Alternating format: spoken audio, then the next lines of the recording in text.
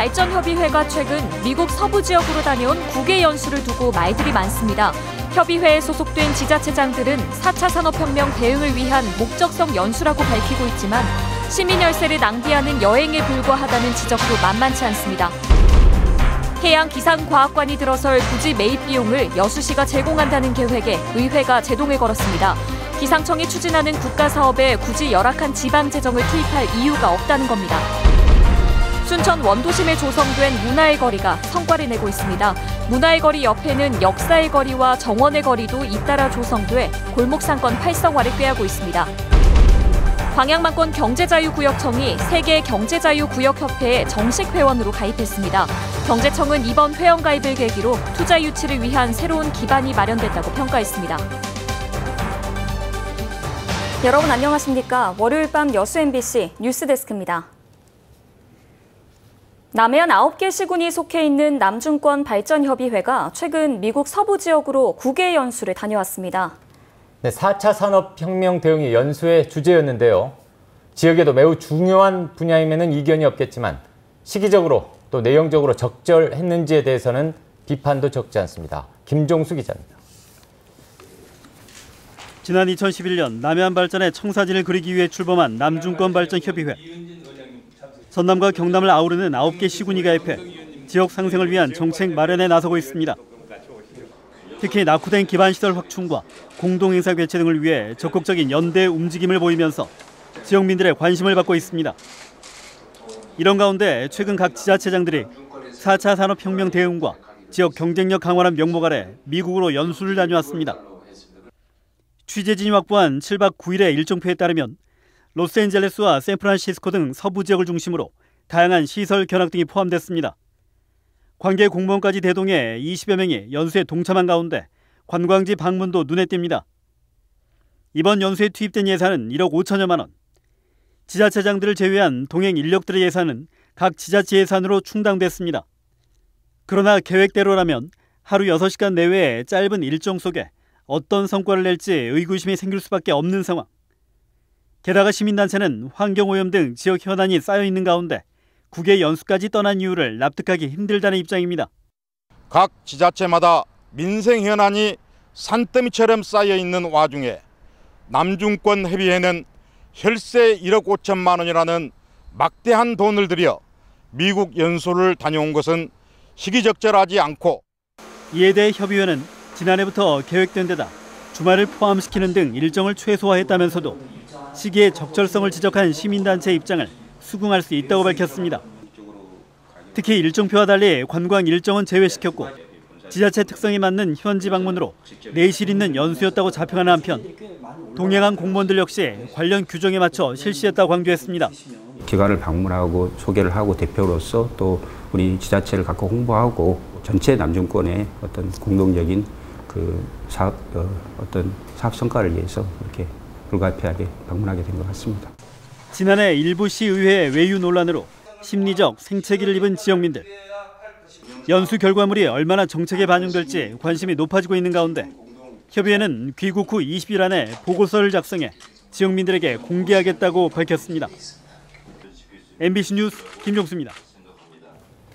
네, 기상청이 여수 세계박람회장에 해양기상과학관을 건립하려고 준비 중인데요.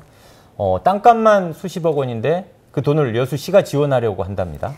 네, 기상청이 국가기관 아닌가요? 네, 그런데 그렇죠. 왜 열악한 지역 예산으로 땅까지 사줘야 하는 건지 모르겠습니다. 네, 바로 그런 이유 때문에 시의회가 지금 제동을 걸었는데요. 여수시는 다른 지역도 다 그런다면서 지원이 불가피하다, 지금 이런 입장입니다. 자세한 내용 취재했습니다. 여수 해양기상과학관 건립 용역 과정에서 입지로 지목된 박람회장 내 아쿠아리움 옆 부지입니다. 해변에 인접한 적지지만 공시지가만 40억, 실제 예상가는 80억 원을 넘을 정도로 땅값이 만만치 않습니다. 여수시는 다른 지역의 사례를 들어 부지를 기상청에 사줘야 한다며 관련 절차를 추진하고 나섰습니다. 또 우리 여수 시민에게 해양이라는 테마, 이 기상과학관을 건립한다는 이 자체는 참 훌륭하다 이렇게 생각을 합니다. 그러므로 우리 시 입장에서 사실 기상청에 요청을 한 거나 마찬가지입니다. 하지만 시의회는 국가사업에 열악한 지방재정을 투입해서는 안 된다는 입장입니다.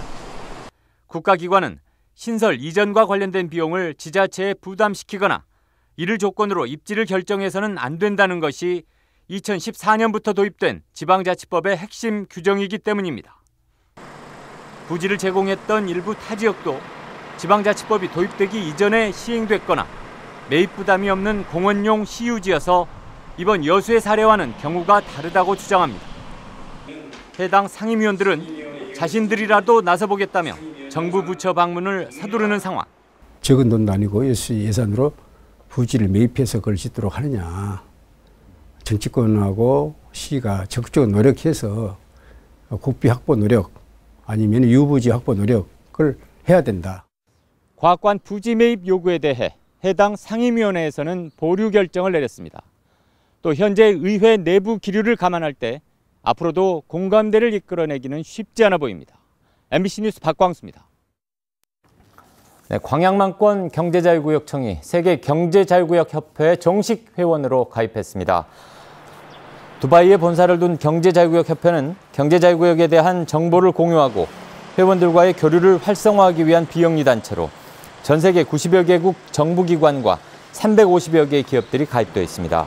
광양경제청은 이번 회원 가입을 계기로 투자 유치를 위한 새로운 기반이 마련됐다며 마케팅 활동을 강화할 계획이라고 설명했습니다. 시민단체가 여순 사건 재심 재판에 대한 시민 의견서를 법원에 제출하기로 했습니다. 여순 사건 재심 대책위원회는 내일 법원에 전국 시민단체와 동부권 시민단체, 일반 시민 2천여 명의 서명이 적힌 의견서를 전달할 계획입니다. 대책위는 지난 1차 공판 기일에서 여순 사건에 대한 시민들의 의견서를 제출하라는 법원의 요청에 따른 것이며 공소 기각 판결이 아닌 무죄 판결을 내려달라는 요청이 대부분이라고 밝혔습니다. 서울 경리단길이나 가로수길처럼 지역에서도 골목길의 브랜드화가 시도되고 있습니다. 원도심의 골목 상권을 살리는 계기가 될 수 있을지 주목됩니다. 박민주 기자입니다. 순천 향동의 문화의 거리입니다. 조성 10여 년 만에 10곳 안팎의 공방과 갤러리는 50여 곳으로 늘었습니다. 원도심의 빈 건물은 문화를 즐길 수 있는 공간으로 변해 순천을 대표하는 거리가 됐습니다. 문화의 거리를 시작으로 지난해에는 순천 부읍성자리의 역사의 거리가 조성됐습니다. 성곽을 표현한 건축물에는 도서관이 함께 조성돼 주민들은 물론 관광객들의 쉼터가 됐습니다. 지금은 젊은 사람들이 문화의 거리, 또 서문성터, 관광 및 말하면 공예 제작 같은 거 그런 걸 해가지고 체험을 하기 때문에 생기가 돋았습니다. 역사의 거리 주변으로는 정원의 거리가 만들어졌습니다.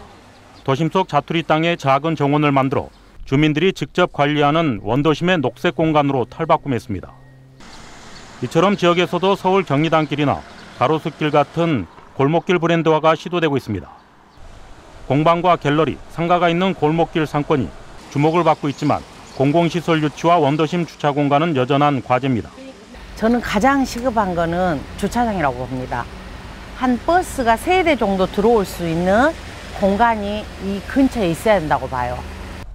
상권을 이룬 원도심의 거리 브랜드와 상권을 살리는 묘수가 될 수 있을지가 앞으로 관건입니다. MBC 뉴스 박민주입니다. 전남도가 고흥 스마트팜 혁신밸리 조성 사업 계획 수립에 속도를 내고 있습니다. 전라남도는 지난 3월 고흥 스마트팜 혁신밸리 조성 지역으로 선정됨에 따라 현재 농어촌공사 등과 부지 매입 절차를 진행 중인 가운데 고흥군 한국생산기술연구원, 전남테크노파크 등과 31명의 산학연구원 추진단 구성을 마쳤습니다. 또 운영 법인 설립을 추진하면서 기본 사업 계획을 세워 오는 8월까지 농식품부 승인을 받을 예정입니다. 전남 고흥 스마트팜 혁신밸리는 고흥만 간척지 일원 29헥타르 면적에 1,056억 원의 사업비가 투입돼 창업 보육센터, 임대형 스마트팜, 스마트팜 실증단지 등을 구축하는 사업입니다. 해경 경비정과 함께 불법 조업하는 외국어선을 단속하는 중요한 역할을 해양수산부 어업지도선이 맡고 있는데요. 어업주권 수호를 위해 최첨단 항해 설비를 갖춘 대형 어업지도선이 추가로 배치됐습니다. 김양훈 기자가 취재했습니다. 가고도 해상에서 무허가 조업하던 중국 어선이 포착됩니다. 곧바로 서해어업관리단 고속단정이 출동해 중국 어선을 납포합니다. 해양수산부 어업 지도선들이 중국 어선 단속에 큰 역할을 하고 있지만 어려움도 적지 않습니다. 대형 선박이 없다 보니 수십여 척이 선단을 이룬 중국 어선 납포는 쉽지 않습니다. 불법 조업 중국 어선을 강력하게 단속하기 위해 해양수산부 소속 어업 지도선 5척이 서해와 동해, 남해에 신규 배치됐습니다. 2,000톤급 대형 어업 지도선은 어업관리단이 보유한 선박 가운데 최대 규모, 최첨단 항해 설비는 물론 고속단정 3척과 최대 분사거리 110m의 방수포 2기와 함께 헬기 착륙장도 갖추고 있습니다. 이번에 배치된 어업지도선에는 헬기도 이착륙이 가능해 불법 조업 중국 어선 단속에 효율적인 대처가 가능합니다. 대형 국가어업지도선 취하군 후 불법 조업 중국 어선 단속이 한층 강화될 것으로 기대됩니다. 2,000톤 이상의 대형 선박입니다. EEZ 등 이 먼 바다에서의 이 감시, 지도, 감독하는 그런 능력이 훨씬 더 확대될 것으로 이렇게 생각합니다. 지난 2016년 이후 어업관리단에 적발된 중국 어선은 420여 척에 달합니다. MBC 뉴스 김양훈입니다. 불법 사이버 도박 사이트를 운영해온 일당이 경찰에 붙잡혔습니다. 순천경찰서는 지난 2016년부터 1년 4개월여 동안 천여 명으로부터 148억 원을 송금받아 도박장을 개장하고 운영한 혐의로 국내 총책 42살 A씨와 전남 지역 관리책 41살 B씨 등 3명을 붙잡아 조사하고 있습니다. 경찰 조사 결과 이들은 메인 서버를 중국에 두고 20개가 넘는 대포 통장을 이용하는 수법으로 단속을 피해온 것으로 드러났습니다. 오늘 오전 7시쯤 고흥군 동일면 갯벌에서 48살의 여성인 A씨가 숨진 채 발견됐습니다. 여수해양경찰서는 A씨의 몸에 소화기와 벽돌이 밧줄로 묶여있고 손목도 묶여있는 점으로 미루어 타살의 가능성이 높은 것으로 보고 정밀 감식 중이라고 밝혔습니다. 해경은 신원 파악 결과 A씨가 인근 지역 거주자인 것으로 확인됐다며 정확한 사건 경위를 조사하고 있습니다. 여수 국가산단의 대기업들이 하청업체의 분할을 주도하면서 노동자들의 고용 불안을 유발하고 있다는 주장이 제기됐습니다. 전국화학노조 롯데첨단 사내 하청지회는 오늘 여수시청에서 기자회견을 열고 롯데첨단과 롯데케미컬이 양사 합병을 이유로 하청업체 분할을 유도하면서 노동자들의 고용 안정과 업무 적응에 큰 어려움을 주고 있다고 주장했습니다. 롯데첨단 측은 이에 대해 협력업체 측이 업무량이 많다며 대체 업체 투입을 요구해와 일부 업무를 포괄 승계했을 뿐 사내 하청 노동자들을 압박할 의도가 전혀 없었다고 해명했습니다. 오늘 오전 7시 30분쯤 여수시 소라면 한 도로에서 그랜저 승용차가 앞서가던 포크레인을 들이받았습니다. 이 사고로 뒤따르던 승용차가 그랜저 승용차를 들이받으면서 그랜저 운전자인 27살 A씨가 다쳐 병원으로 옮겨졌지만 숨졌습니다.